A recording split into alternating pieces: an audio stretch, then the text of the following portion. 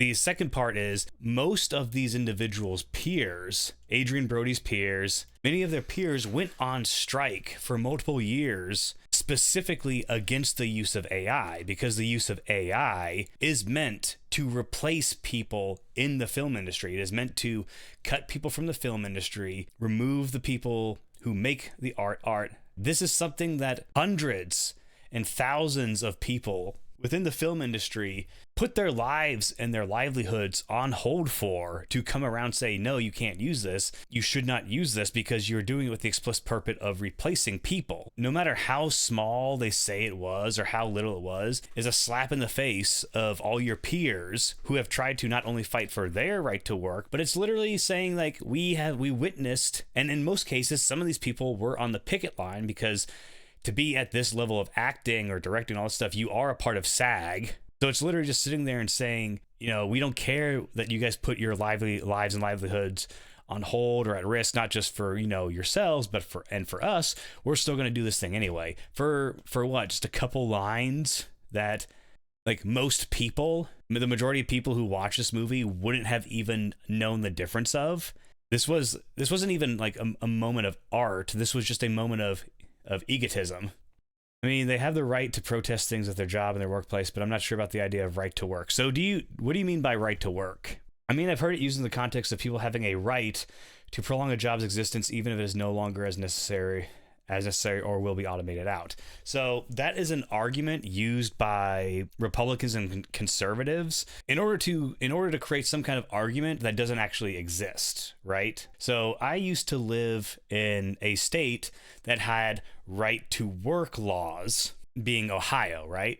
And this is something that a lot of people voted for and supported, because the way that Republicans and conservative politicians argued for right to work is that everyone has the right to work and we need to protect right to work. What the policies actually enabled was, one, the restriction of labor unions and trade unions' powers within the state, because trade unions and labor unions actually protect laborers and workers' rights. You and I would not have the weekend if it was not for labor unions and trade unions. We would be working. You wouldn't have an 8-hour work day if it wasn't for labor unions and trade unions. We would probably be working 12 or 15-hour days, 7 days a week. You wouldn't have minimum wage without labor unions and trade unions. You would be working for probably $1.50 at this point, instead of a federal minimum wage, which is only not even that better. It's like $7.50 still, but you wouldn't have a minimum wage in the first place. You wouldn't have like workplace safety rules like OSHA. You would be working in very unsafe environments, and people say this with like, oh well, it's just factories and things like that, but you wouldn't have rules that wouldn't allow your boss, that would restrict your boss from verbally abusing you or even physically abusing you, which has been the case historically in the past within the United States, is that bosses were allowed to physically abuse their laborers, their workers, their employees with no repercussions. So what camps are you talking about? Are you talking the camps against the Uyghur populations? Are you talking about the re-education camps against the Uyghur Muslims? So one, they were not death camps. They were re-education camps. Two, they were not murdering or abusing people in those camps. And three, those camps were disbanded. Was those camps were disbanded in 2021. 2021.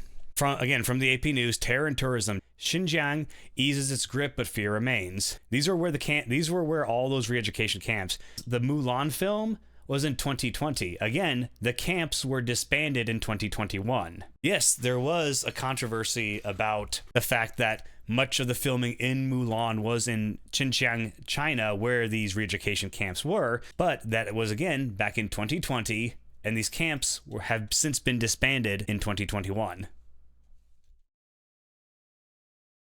If we're looking at who is actually, doing better, the main point of the fact is that America likes to say that all our enemies, like China, is having these camps where people are being detained unjustly and being tortured and tormented and killed, when we have Guantanamo Bay. We have Guantanamo Bay that still exists, where we extrajudiciously detain people where they don't have a right to a hearing, they don't have a right to a lawyer, they don't have a right to a fair trial, where they can be submitted to acts of torture endlessly, and we haven't shut it down ever.